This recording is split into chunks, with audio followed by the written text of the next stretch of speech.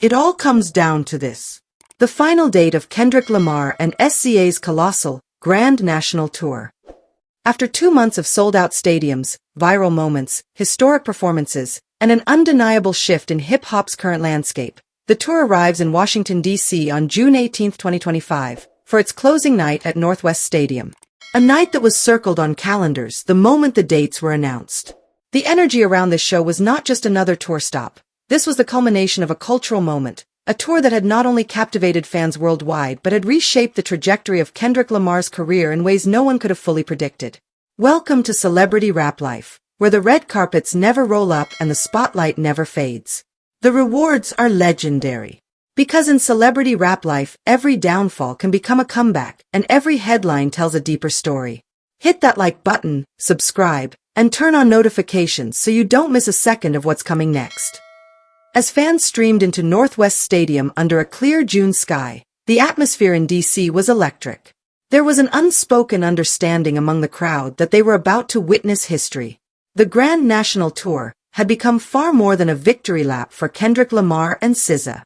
It had transformed into a public declaration of dominance. A statement that Kendrick Lamar, once perceived as hip-hop's elusive poet, was now the undisputed leader of the genre in both creative and commercial terms. And the numbers didn't lie. From its launch in late May, the Grand National Tour had shattered records at nearly every stop. Advanced ticket sales outpaced projections by over 35%. Merch revenue was reportedly twice that of Kendrick's previous Damn tour, and early estimates placed gross earnings of the tour at nearly $250 million by the time it reached D.C., a staggering figure for a hip-hop-centered stadium run. To put it bluntly, Kendrick Lamar was outperforming Drake, the artist long considered his biggest rival, in virtually every metric: attendance, revenue, streaming impact, and cultural conversation.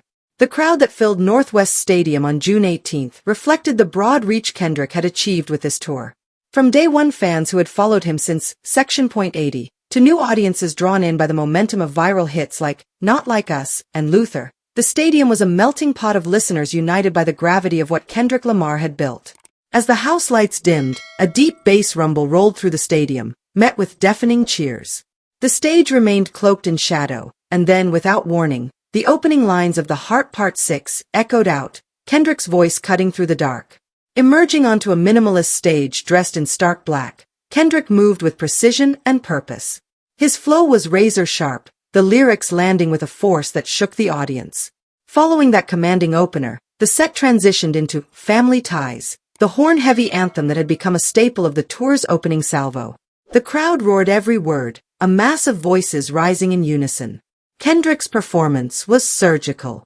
The setlist was carefully crafted to chart his evolution as an artist. Moments of raw intensity gave way to periods of introspection, only to explode once again into unrelenting energy. Alright, DNA, and King Kunta drew massive reactions, with Kendrick's live band giving each track new life. About 45 minutes into the set, Kendrick took a rare pause to speak. Looking out over the sea of fans, he addressed D.C. with genuine emotion. It's been a long road to get here. Y'all made this possible. We gon' close this thing out right tonight. For the culture. For the city. For the ones we lost. That sentiment carried into A Man at the Garden, a tribute track that had become one of the emotional high points of the tour. During this performance, a giant screen projected images of Kendrick's late friend, whose passing had shaped much of the album, GNX. The crowd stood in silence, absorbing the moment. Then the stage lights shifted, signaling the arrival of SZA. The crowd erupted as she floated onto the stage to the opening strains of Good Days. Clad in an ethereal white outfit, SZA's presence brought a new dimension to the night's energy. Her set, which followed Kendrick's first act, showcased her full vocal range and star power. Performing standout tracks from her SOS Deluxe, Lana album, including Saturn, Low, and Nobody Gets Me, SZA had the entire stadium swaying. Her performance of Kill Bill lit up social media in real time, with clips of her delivering the track's iconic hook going instantly viral. Midway through her set, Kendrick returned to the stage to join SZA for their hit collaboration, All the Stars. The chemistry between the two was undeniable, their voices blending seamlessly as the crowd sang along. But the tour's closing night wasn't just about a flawless live show. It also symbolized Kendrick Lamar's undeniable commercial ascension over his chief contemporary, Drake. While both artists had traded chart-topping albums and viral moments for years, the Grand National Tour created a separation that was no longer just subjective, it was measurable. Streaming numbers for Kendrick's GNX soared in the months leading up to the tour and reached new peaks with each stadium stop. Not Like Us had remained in the Billboard Hot 100 Top 5 for 12 straight weeks, with over 800 million streams globally. The album itself had sold more than 3 million units in under 6 months, making it Kendrick's fastest-selling release. In comparison, Drake's last 2 singles struggled to gain the same traction, with one failing to break the top 10 despite major playlist support. Drake's Champagne Poetry 2 tour, originally scheduled to rival Kendrick's run, was forced to cancel multiple European dates citing logistical issues, though insiders reported slow ticket sales as the underlying factor. Meanwhile, Kendrick's tour outsold Drake's 2023-24 arena run by nearly 60% in average gross per night. The average attendance for Kendrick's stadium shows stood at 55,000 per date, compared to Drake's 18,000-seat arena average. Merch revenue painted a similar picture, with Kendrick pulling in $2 million per night at peak stops in LA, New York, and Chicago. This wasn't just a fleeting moment of success for Kendrick, it was the kind of sustained dominance that repositions an artist at the top of the genre. Industry observers noted that Kendrick's performance had shifted how labels and sponsors viewed hip-hop's pecking order. Long considered the cerebral counterweight to Drake's more commercial appeal, Kendrick had now proven he could match and surpass those commercial numbers on his own terms. Back at Northwest Stadium, the momentum only built through the night. Following SZA's set, Kendrick returned for the closing act, a blistering stretch of hits that brought the stadium to fever pitch. Reincarnated, TV Off, and Squabble Up had the crowd moving as one massive wave.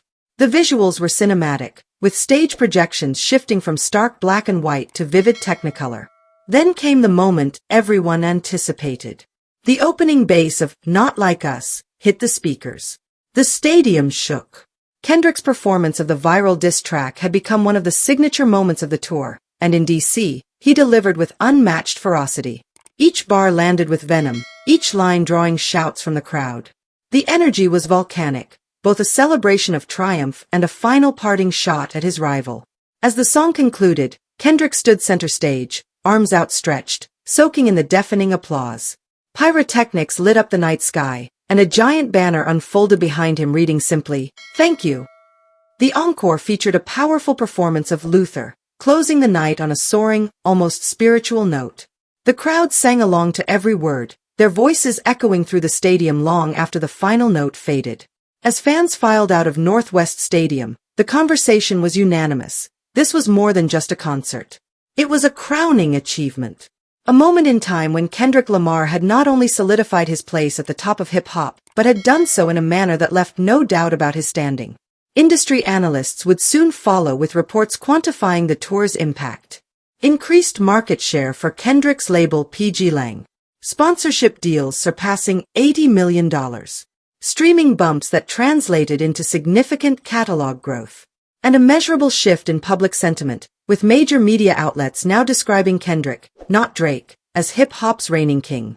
The Grand National Tour had done more than just boost Kendrick Lamar's numbers. It had rewritten the scorecard. And on June 18, 2025, in Washington, D.C., the final chapter of that story was written in thunderous applause, leaving no question about who had won the race. This story is far from over, and the truth is still unfolding. I want to hear what you think. Drop your take in the comments.